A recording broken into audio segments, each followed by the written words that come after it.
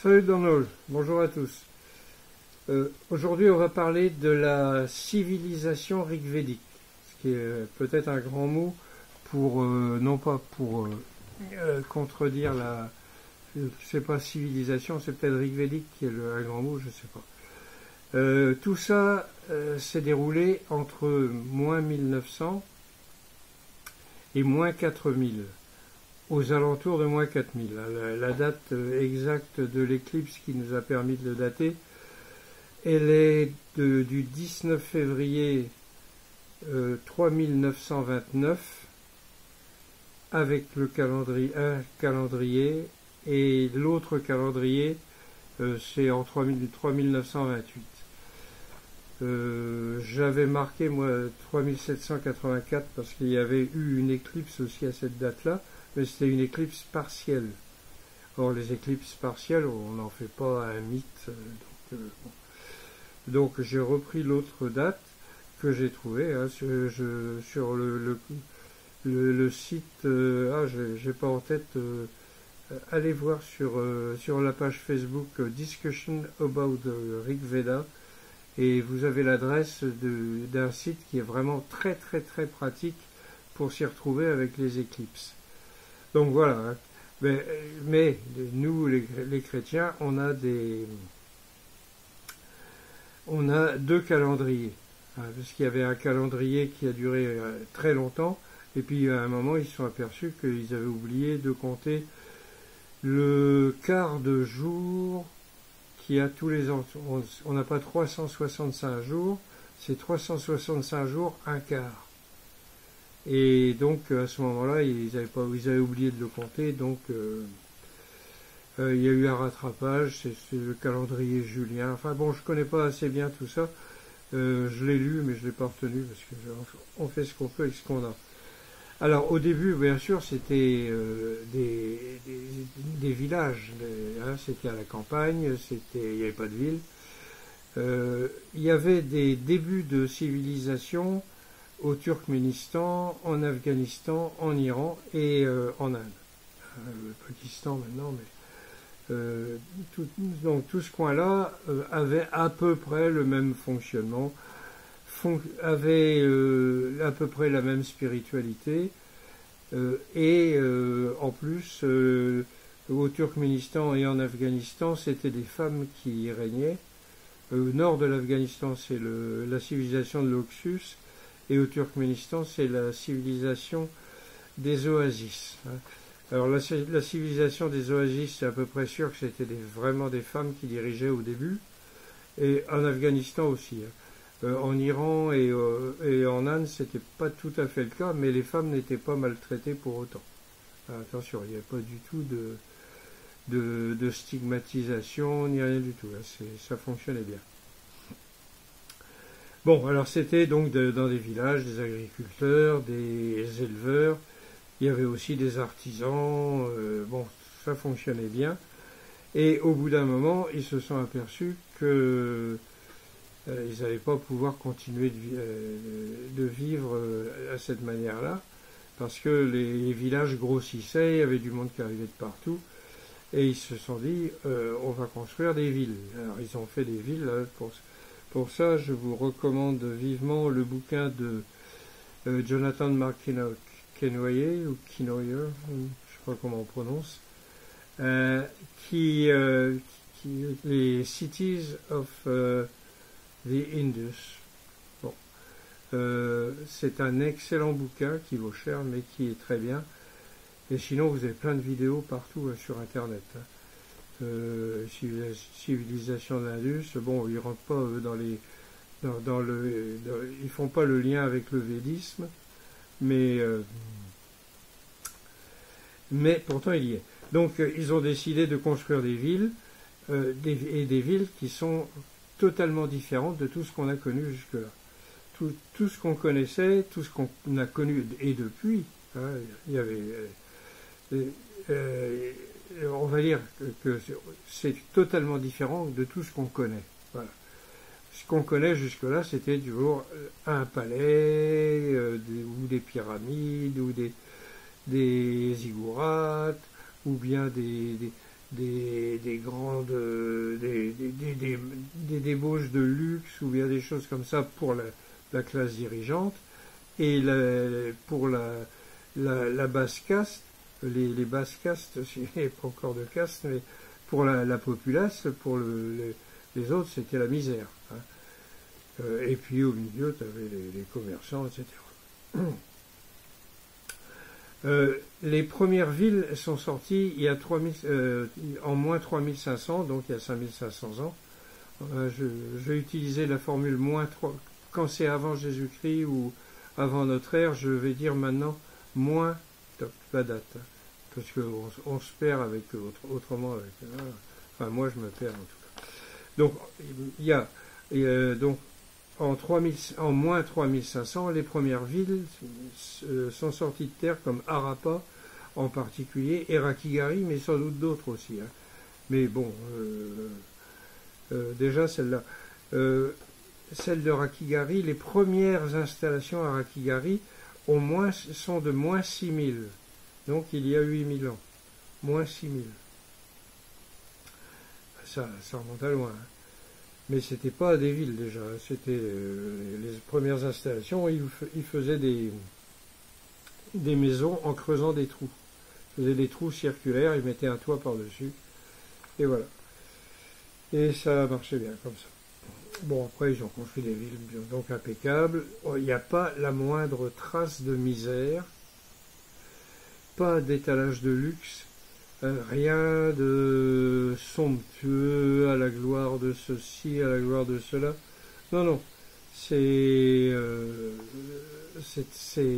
très confortable, des villes très confortables, avec une gestion de l'eau remarquable, puisqu'il n'y avait pas du tout de mélange des eaux usées avec les eaux propres potables, si vous voulez.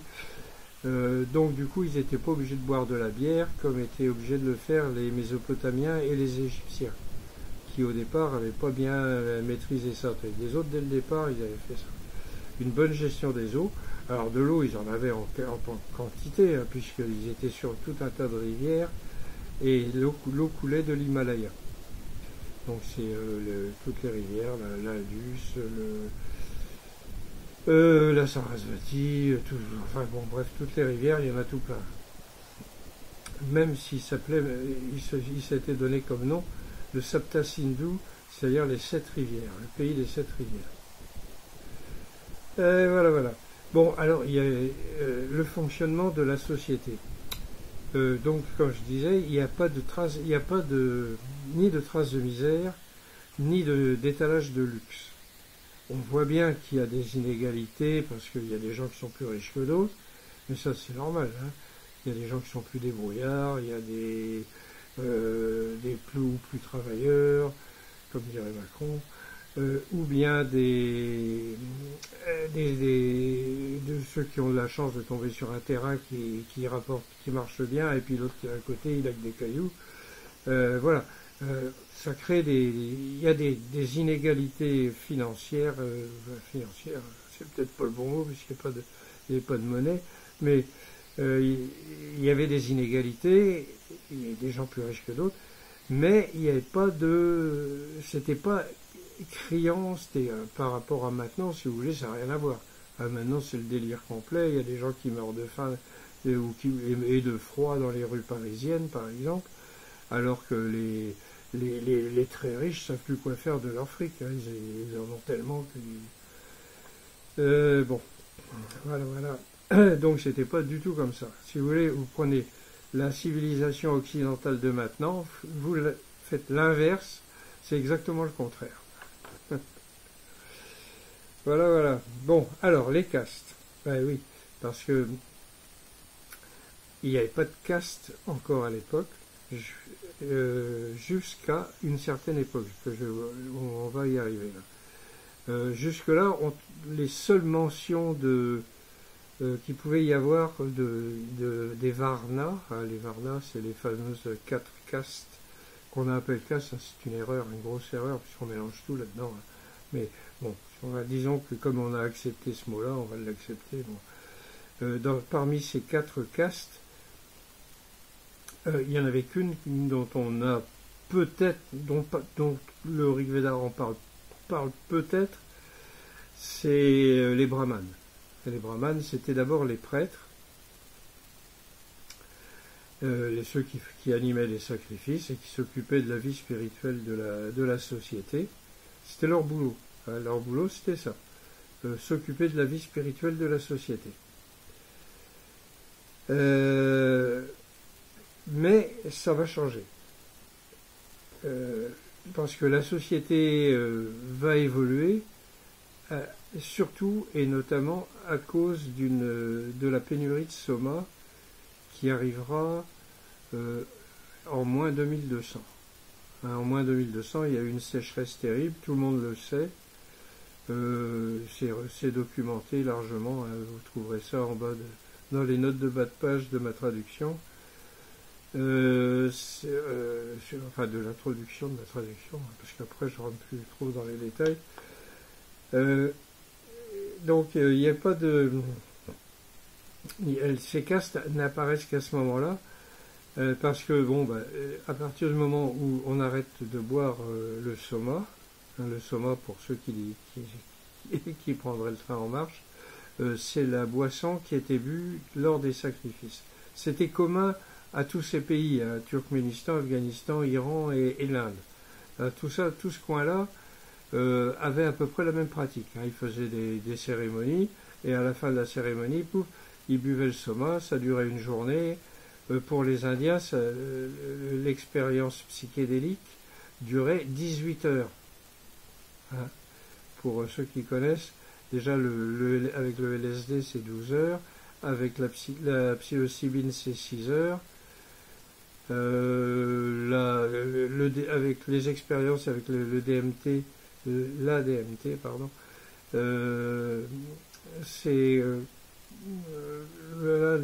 beaucoup plus court, et ça c'est ce qu'on obtient avec le yoga, le pranayama et autre chose. Bon, peut-être qu'il y en a qui peuvent faire durer plus, je ne sais pas exactement, mais je sais que pour ce qui est des plantes entéogènes, c'est ça.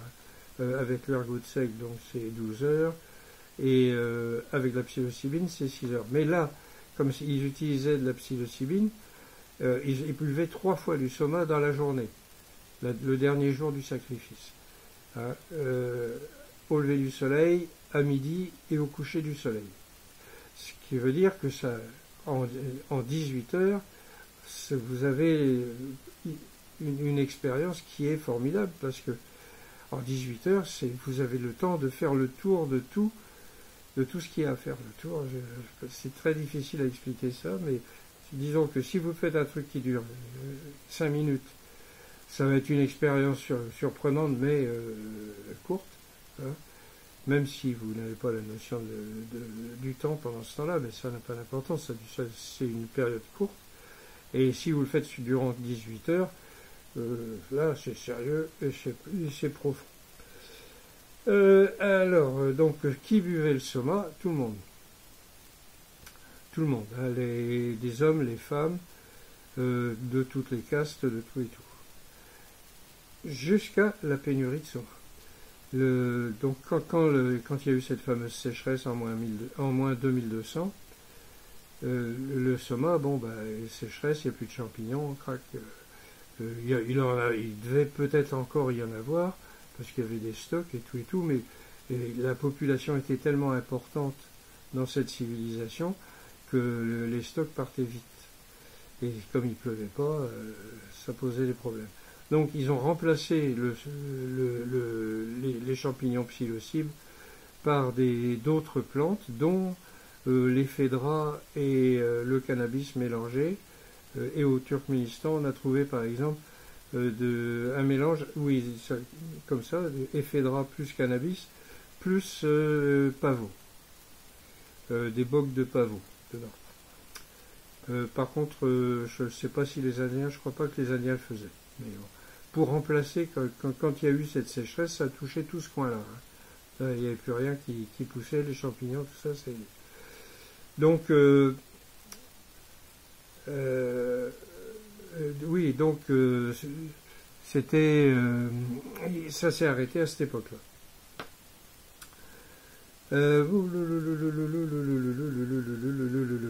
Est arrivé donc après cette pénurie. Après cette pénurie a commencé une autre période. Et on est toujours dans la civilisation de l'Indus, c'est-à-dire on est toujours en moins 2100, 2200, 2100, jusqu'à moins 1900. Là, on voit tout, et ça, on le voit dans le 10e mandala du Rig Veda. Tout le reste est avant. Hein. Tout ce qui est du 1er au 9e, tout ça, c'est l'ancienne partie. Même si le 8e mandala est une partie du 1er, on les retrouve, contiennent des hymnes récents. Enfin récents. Qui ont 5500 ans ou 5000 ans, donc moins 3000, 3005 ou moins 3000. Mais à ce moment-là, on voit bien que le soma a disparu, et puis bon, il y a quelques hymnes que vous retrouverez, que vous retrouverez dans le 10e mandala, qui parlent d'inceste, qui parle de mariage, qui parle d'enterrement, qui parle d'addiction au jeu, au jeu de dés en particulier, et c'est avec ça qui dépensaient leur fric. Et ceux qui connaissent le Mahabharata, vous voyez, là, il y a une fameuse partie de dés où il y a un roi qui perd tout, y compris sa femme et son royaume. C'est malin. Alors, donc, on voit bien qu'il y a 4100 ans, 4000, on peut pas dire exactement, mais on sent bien que là, il y a un changement. Voilà. Et là aussi commence aussi une petite ségrégation où on voit qu'il n'y a plus assez de soma pour tout le monde et que les Shudras, donc une des castes là, est écartée. Ouais, donc, voilà. Alors, je vais en venir à ces castes.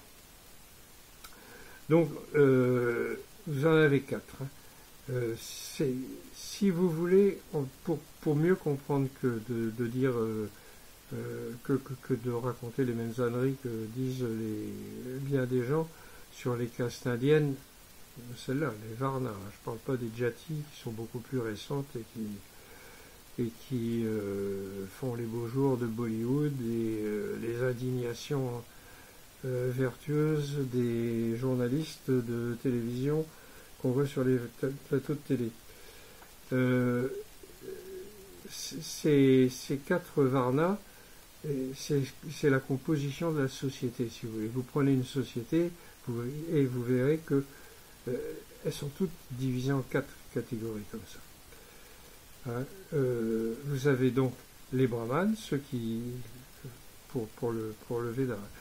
Donc les brahmanes, donc c'est un mot qui vient d'une racine qui veut dire grandir. Grandir, faire grandir. Donc grandir ou faire grandir, pas grandir soi-même physiquement, mais faire grandir l'esprit. Hein.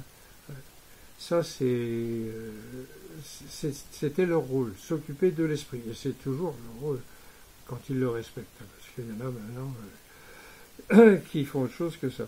Donc, cette catégorie-là, c'était la catégorie que les Occidentaux ont classée comme supérieure.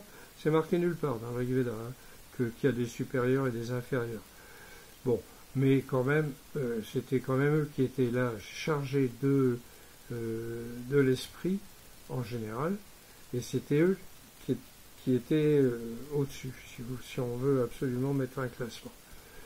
Directement après viennent les Rajanya. Ce nom-là changera après le Rig Veda et deviendra Kshatriya. Les Kshatriyas et les Rajanya, c'est pas du tout la même chose, puisque les racines sont totalement différentes. Rajanya, la racine vient de Raja, de Raj, qui a donné Rajan, le roi, qu'on traduit par roi, mais c'est aussi les dirigeants, Ça veut dire administrer, gérer, représenter. C'est pas forcément des rois mégalomanes comme Louis XIV ou autres, hein, parce que la France n'avait pas le monopole de la mégalomanie, quoique. Et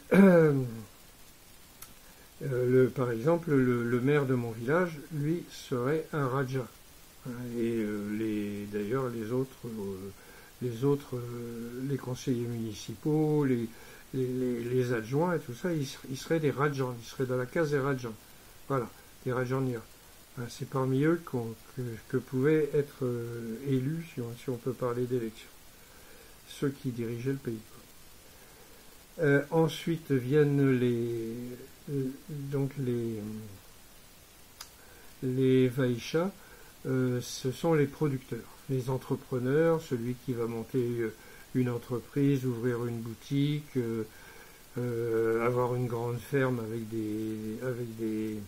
des employés, voilà, tout cela, mais même le simple petit patron pêcheur, par exemple, était un Vaisha.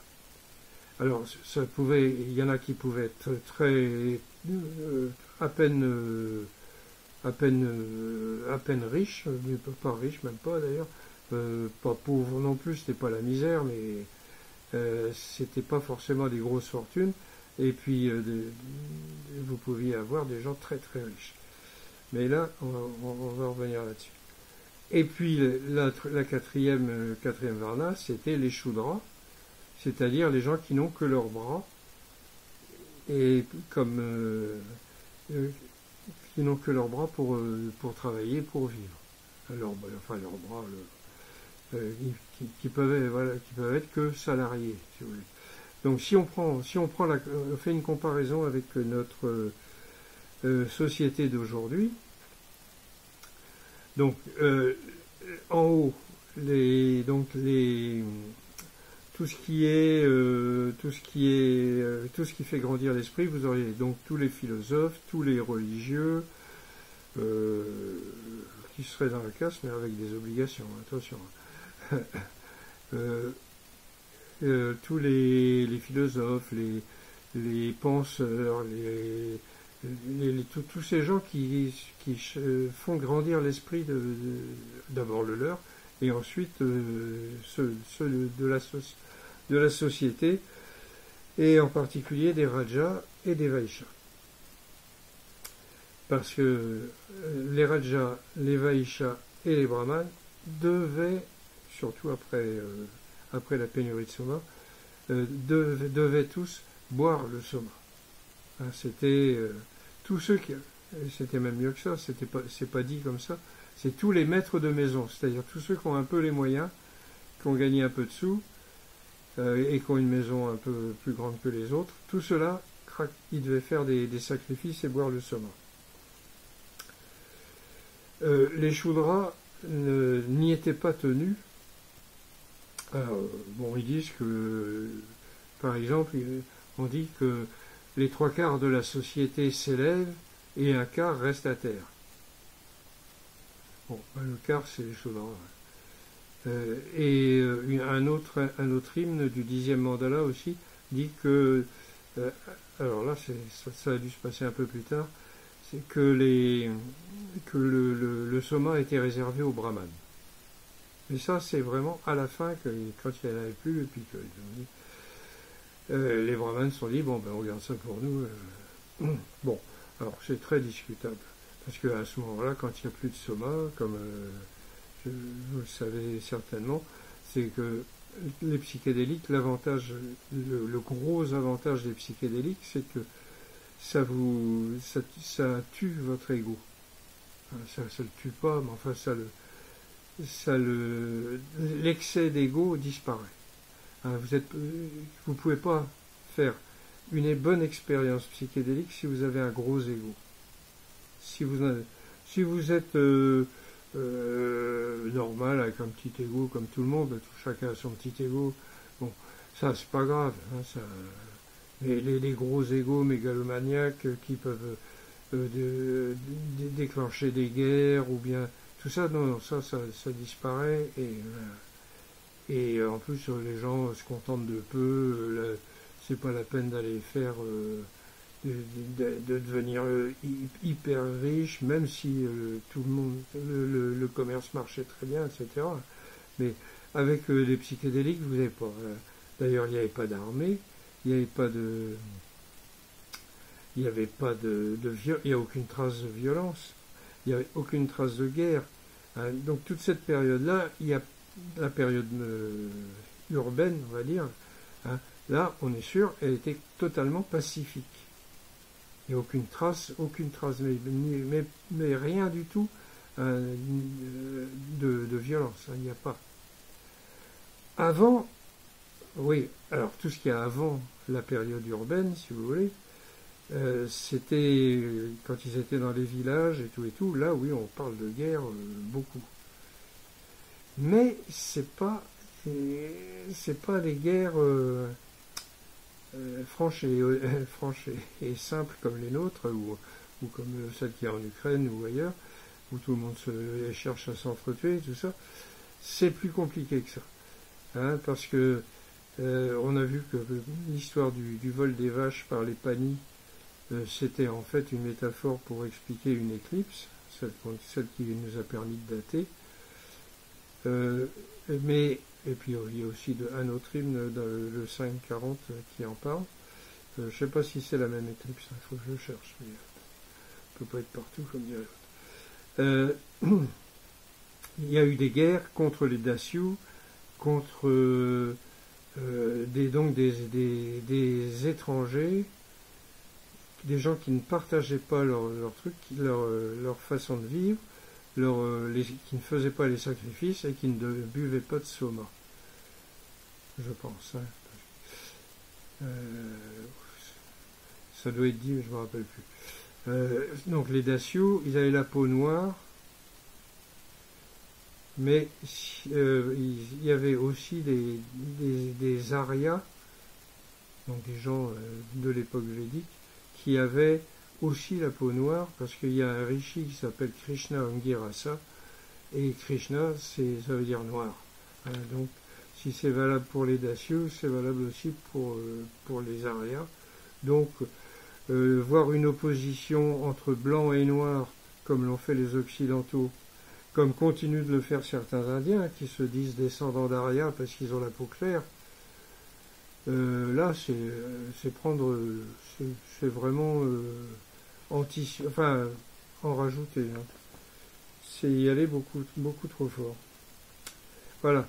Donc ça, c'était cette partie du Rig Veda, donc toute la partie ancienne, et plus le 8e mandala et une partie du premier, qui sont probablement aussi de la première période urbaine, je veux dire, toutes celles qui étaient avant la pénurie de soma, c'est tous les 9 premiers mandalas. À l'époque, ils avaient dû compiler ça pour compiler tous ces mandalas, comme nous on a l'Ancien Testament, si vous voulez. Ils avaient ça, et puis ils récitaient leur truc pendant les cérémonies, pour préparer l'esprit, pour quand ils boivent le soma, boum, ils aillent directement au ciel, plutôt que de passer la nuit à flipper en ayant fait un bad trip, comme on dit. Donc voilà, mais le fonctionnement était bon, parce que il n'y avait pas de, il n'y a pas pas de violence, il n'y avait pas d'esclaves, il n'y avait pas de tout ça. C'était un fonctionnement, il n'y avait pas de roi mégalomane. Donc les décisions, d'après l'archéologie nous montre bien ça, que par quartier, les gens c'était pas les mêmes. Vous aviez un quartier, ils avaient des bijoux d'une certaine manière, des coiffures d'une certaine manière. Là, un quartier un autre plus loin, on a retrouvé donc des bijoux différents, avec des statuettes avec des coiffures différentes, etc. Donc il y avait des communautés différentes. Le fonctionnement le plus probable, c'était qu'il devait avoir un système de conseil des anciens ou un système un peu comme on retrouve encore en Inde et puis en Afrique et dans tout un tas de pays où, qui ne sont pas dominés par des mégalomanes qui se croient au-dessus de la mêlée et au-dessus de tous les autres. Voilà. Donc il devait désigner un représentant par communauté ou par tribu, courant spirituel ou peut-être par langue, parce qu'il y avait plusieurs langues de parler, hein, certainement. Parce que ceux qui étaient au nord de l'Afghanistan et ceux qui étaient au Gujarat, ils ne parlaient certainement pas la même langue. Et ceux qui étaient sur le Gange et ceux qui étaient sur l'Indus, ils ne parlaient pas la même langue non plus. Ça, c'est à peu près sûr. Quand on voit, je vois chez nous en Bretagne, hein, c'est tout petit la Bretagne, hein, on est 3 millions, 4 millions d'habitants. Il y en a qui disent presque 5, mais enfin, presque 5 millions d'habitants, c'est quand même rien. On a le breton n'est parlé que dans la partie ouest, et dans la partie ouest, vous avez le Ventel, Trégorois, le Cornouaillais, le Bigoudin, le Pagan, il y en a partout. Bon, tout le monde se comprend, bien sûr, hein, mais souvent ils disent qu'ils n'y arrivaient pas, qu'ils ne se comprennent pas. Non, enfin, non, c'est pas vrai. Avec un petit peu d'effort, tout le monde se comprend. Donc là, c'était certainement pareil, et ils ont fait le sanskrit védique, qui était peut-être la langue d'une des tribus, d'un des peuples védiques, le premier sans doute, les Bharata ou les Purus. Le Puru, c'était une confédération de plusieurs peuples qui étaient installés sur la Sarasvati. Donc c'est probablement eux qui ont donné leur langue mais pas imposé, parce que on n'impose pas une langue sans que ça fasse de la casse. Donc cette langue a été adoptée, tout comme ils ont adopté les mesures, les poids et mesures, l'architecture, tout ça, parce qu'on retrouve tout ça partout, avec des nuances bien sûr et des petites variations. Pas saisonnières, mais des petites variations en fonction de la région, etc. Donc voilà, ce qu'on peut dire, c'était une civilisation d'abord qui a duré longtemps, hein, qui a duré au moins 2000 ans, mais je pense on peut peut-être aller à 3000 quand j'aurai compris les histoires de Shushna, Shambhara, Vritra et tout ça. C'était eux qui étaient combattus par les Aryas, et Vritra et Shambhara, par exemple, c'était le roi des Dasyus. Bon, alors, je sais qu'il y a eu une grande sécheresse il y a 7000 ans environ, donc moins 5000. Une grande sécheresse qui a fait déplacer des populations.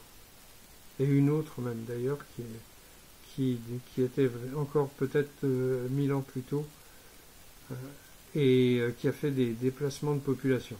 C'est peut-être à ce moment-là qu'il y a eu des gens des steppes ou bien d'ailleurs qui sont venus par là, peut-être à cette époque-là, mais certainement pas il y a 3500 ans, en moins 1500, non.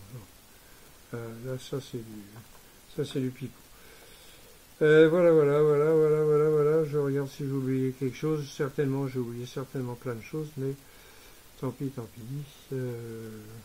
Si vous ne, si vous comprenez pas tout ce que je raconte, posez-moi des questions. Hein. Il y a un formulaire sur mon site, donc rigveda.fr. Vous avez une page en anglais avec donc il y a la traduction du Rig Veda, donc que vous pouvez télécharger gratuitement. et les bouquins que vous pouvez acheter. Si vous voulez avoir ça plutôt sur du solide que sur votre ordinateur. Voilà. Donc donc il y a une page contact. Si vous avez des questions, vous pouvez me poser des questions. Si vous voulez que je fasse une vidéo sur un point particulier, vous me le dites. Et je vais passer à l'écriture justement d'un nouveau bouquin quand j'aurai repris mes forces, parce que là je suis complètement vidé par cette traduction. J'ai mis 6 ans à traduire ça tous les jours. Pour un type qui a qu'un CAP, c'est beaucoup, surtout du sanskrit védique.